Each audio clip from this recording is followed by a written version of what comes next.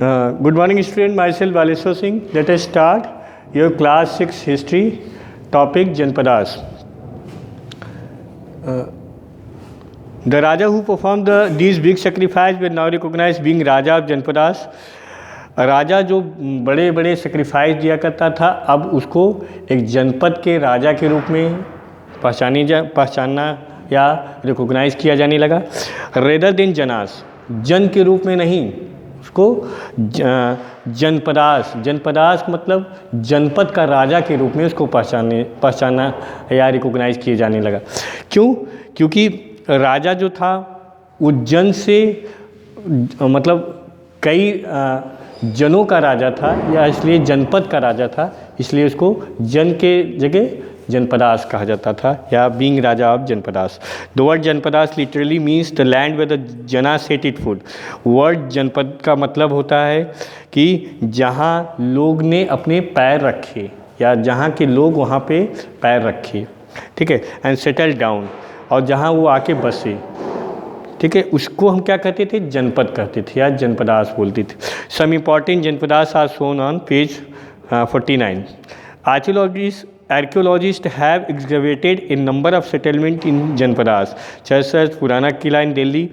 और जो भूतत्ववेता लोग थे उन्होंने कुछ जनपदों को निकाल के या कुछ सेटलमेंट को बताया है जनपद के रूप में। जैसे पुराना किला इन दिल्ली में है, हस्तिनापुर नियर मेरठ में है, अतरंजी खेरा इटावा में है।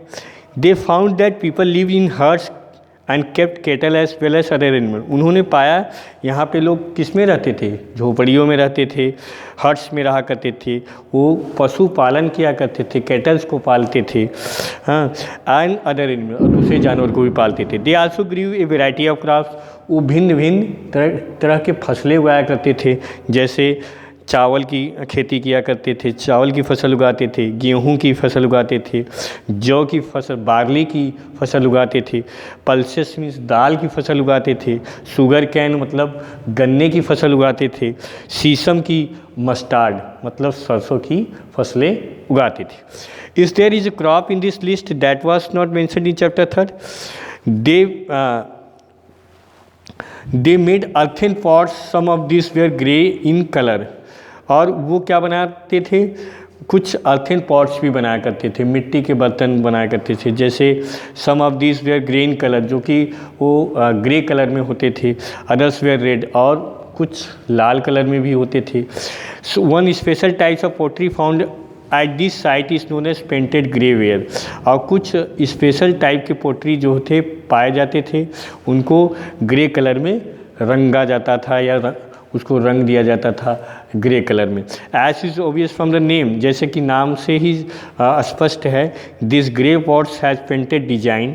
और इस ग्रे पॉट का कुछ पेंटेड डिजाइन होता था, usually simple lines and geometric pattern. और कुछ लाइंस उसमें लिखी जाती थी और कुछ ज्योमेट्रिक पैटर्न फॉलो किया जाता था, ठीक है। महाजनपद क्या होता था? ये तो हुआ हमारा जनपद। महाजनपद क्या होता था? अबाउट 25 ईयर्स एगो सम जनपद becomes more important than other. 2500 शताब्दी के पहले क्या था? कुछ जनपद जो थे बहुत ही महत्वपूर्ण हुआ करते थे, उनको महाजनपद के नाम से जाना जाता था। उनको किस नाम से जाना जाता था? महाजनपद के नाम से जाना जाता था, महाजनपदास के नाम से, महाजनपदास के नाम से जाना जाता था, ठीक है। जो इम्पॉर्टेंट सिटी हुआ करते थे या इम्पॉर्टेंट जनपद हुआ करते थे, उनको महाजनपद के नाम से जाना जाता था, उनको महाजनपद के नाम से जाना जाता था। Some of these are shown on map, जैसे कि आपके मैप में कुछ दिए गए हैं, जैसे गंधार, हाँ, पंचशिला या पंचाला, कोसला, मगध, अंग, अवंती, ये सब क्या होते थे? ये महाजनपद होते थे, ठीक है। Some of these shown on maps, और कुछ मैप्स में दिखाए गए हैं, जैसे कि मैंने आपको बताया गंधार, पंचाला, कोसला, मगध, अंग, अवंती, ये सब महाजनपद थे। मोस्ट महाजनपद हैड कैपिटल सिटी, और ज़्यादातर महाजनपद के पास अपनी राजधानी हुआ करती थी। Many of this were fortified, और ज़्यादातर इसमें क्या होते थे, ये सब फोर्टिफाइड होते थे, मतलब किले बंद हुआ करते थे। किले बंद मतलब चारों तरफ से किले होते थे उनके, चार दीवारी से वो राज्य बंद हुआ करते थे। This means that huge walls of wood, bricks और स्टोन वेर बिल्ड अराउंड। जैसे कि मैंने बताया कि उसमें बड़ी बड़ी दीवारें हुआ करती थी जो कि ईंटों से बनी होती थी, बड़े बड़े पत्थरों से बनी होती थी, लकड़ियों से बनी होती थी। Forts were probably built because peoples were afraid of attack from other king and needed protection. देखिए जैसे कि हम लोग अपने घरों में चार दीवारी में या बाउंड्री बनवाते हैं कि हमारे यहाँ सेफ्टी हो जाए, कोई चोर ना आए, कोई बाहरी जानवर ना आए या एनिमल्स ना हो। इसी तरह राजा लोग भी क्या क्या करते थे, अपने फोर्ट को, अपने किले को फोर्टिफाइड करते थे, किले बंद के रूप में उसको बनाते थे। क्यों ऐसा करते थे? क्योंकि उनको भय रहता था कोई राजा रातों रात आक्रमण न कर दे। अगर वो आक्रमण करता है, अगर किला हम नहीं बनाए रहते हैं तो डायरेक्ट वो हमारे नगर में घुस के हमको रातों रात ख़त्म करके राज्य ले लेगा। तो इसी से क्या करते थे हम लोग, उस किले को, उस राज्य को फोर्टिफाइड किया करते थे, किले बंद के रूप में बनाते थे, चारों तरफ से उस किले को घेर देते थे। ठीक है, इससे क्या होता था, जो राजा आक्रमण करने आता था वो राजा सीधे राज्य में नहीं घुस पाता था, पहले उसको किले का सामना करना पड़ता था। उसके बाद जो प्रहरी लोग होते थे या जो सिक्योरिटी एज प्रहरी लोग होते थे वो सूचना दे देते थे। इससे क्या होता था, राज्य सुरक्षित रहता था और सभी लोग अगर रात में कोई आक्रमण किया तो रातों रात जाके उससे युद्ध कर लिया करते थे। तो इस तरह से प्रोटेक्शन मिलती थी, इसीलिए लोग किले बंद या फोर्टिफाइड किला बनाते थे।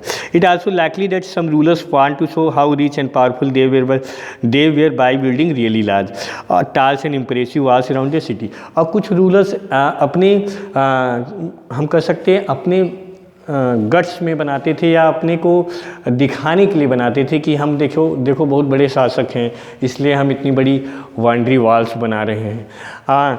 तो कुछ शासक ऐसा भी किया करते थे, प्रेस्टीज में वो अपने गौरव के लिए, अपने प्रेस्टीज के लिए वो ऐसा करते थे। Impressive walls around us is also in this way the land and people living inside fortified area could be controlled more easily by the king। और फोर्टिफाइड एरिया होने से जो किंग होता था वो ईज़िली अपने आर्मी को और अपने पूरे राज्य को अच्छे से मैनेज कर लेता था, कंट्रोल कर लेता था। And building such huge wall require a great deal of planning. Thousands, if not lakhs, of the bricks or the stones has been prepared. This in turn meant enormous labor provided possibly by thousands of men, women and children, and resource had to be found for all this. तो उससे क्या होता था, जो buildings होती थी उसको बनाने के लिए ग्रेट प्लानिंग चाहिए, इसलिए उसमें थाउजेंड ऑफ लेबर्स लगते थे, थाउजेंड ऑफ प्लानर्स लगते थे जो कि उसको मिलके बनाते थे। और वो छोटे छोटे ब्रिक्स से नहीं बनता था, बड़े बड़े पत्थरों से बनता था, तो इसलिए उसमें कई लोग लगते थे, तब जाके वो किला या जो बाउंड्री वॉल्स है वो बनता था। The new rajas now began maintaining armies.